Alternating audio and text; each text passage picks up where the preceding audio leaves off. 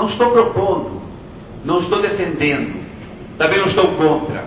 Eu estou dizendo, esses caminhos são caminhos que têm sido colocados de forma reiterada como alternativa à inoperância, que eu não posso também aceitar. Então são questões, num panorama internacional, que valem uma reflexão. Deixando um pouco o tema justiça enquanto instrumento de solução de conflito, mas indo muito mais para a visão da sua atuação enquanto poder estatal a que se submete às regras da própria administração pública, eu verifico que as reformas do Estado e a reforma do Judiciário, elas começaram a trazer como elemento de construção, elemento fundante, o interesse da sociedade baseado na eficiência e na participação.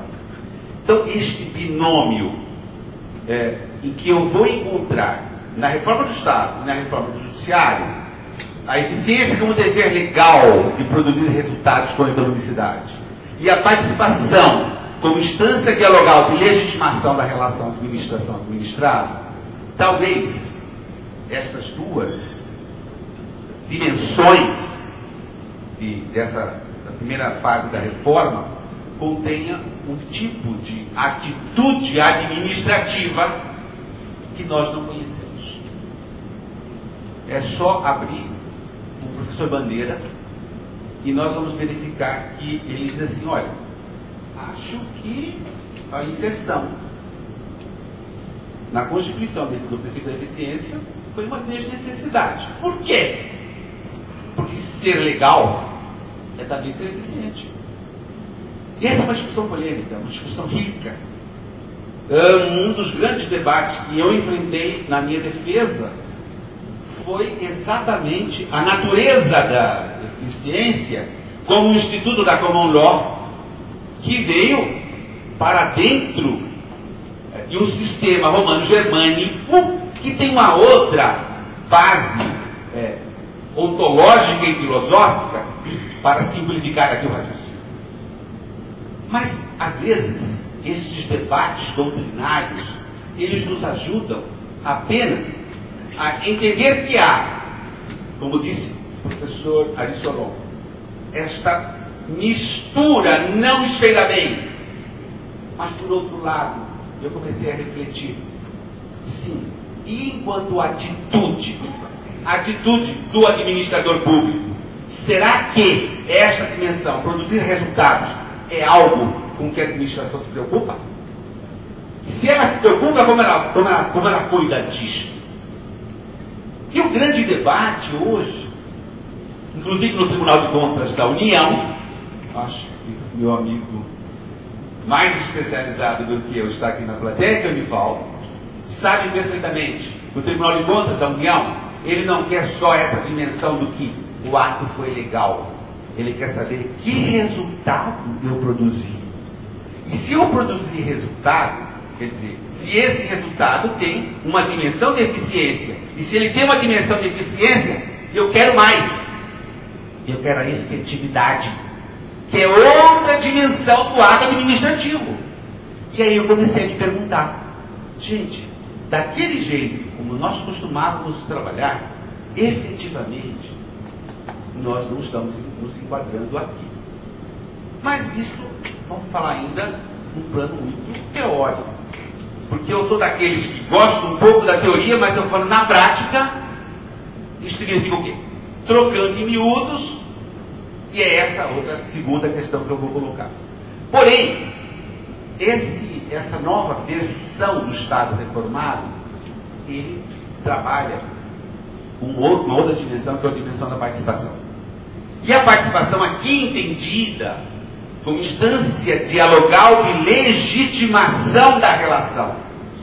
É porque, na verdade, se formos estudar, cavar um pouco mais fundo no direito administrativo, nós vamos verificar que o ato administrativo, no seu nascedouro, no Conselho de Estado da França, aonde ele nasce revestido do caráter da autoexecutoriedade, da autotutela, consequentemente investido aquilo que nós adoramos dizer, ius imperium, ou unilateralidade.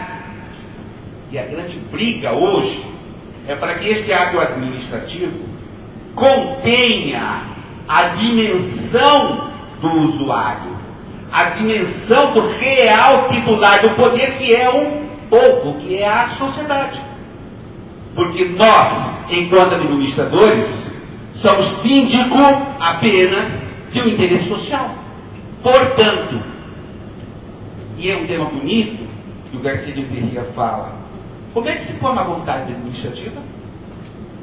Qual é o parâmetro que eu posso refletir?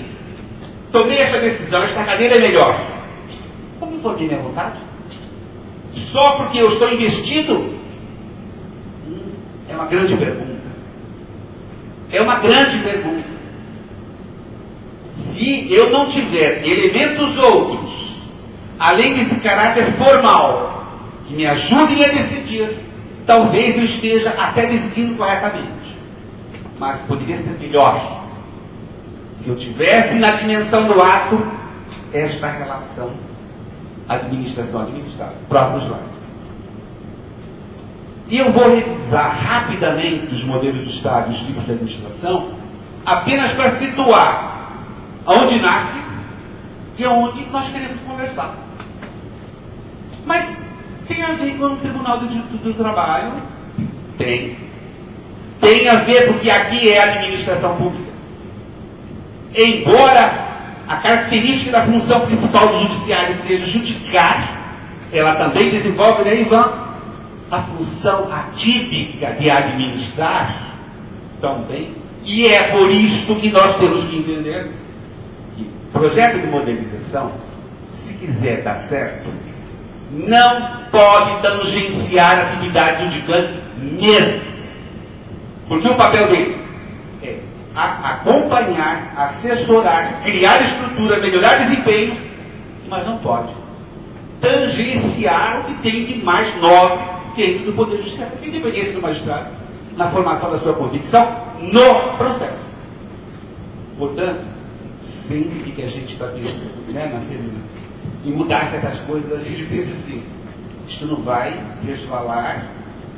Então, esses cuidados foram necessários, porque precisamos melhorar, precisamos simplificar, mas não podemos também misturar o que é administração e o que é decisão, julgamento.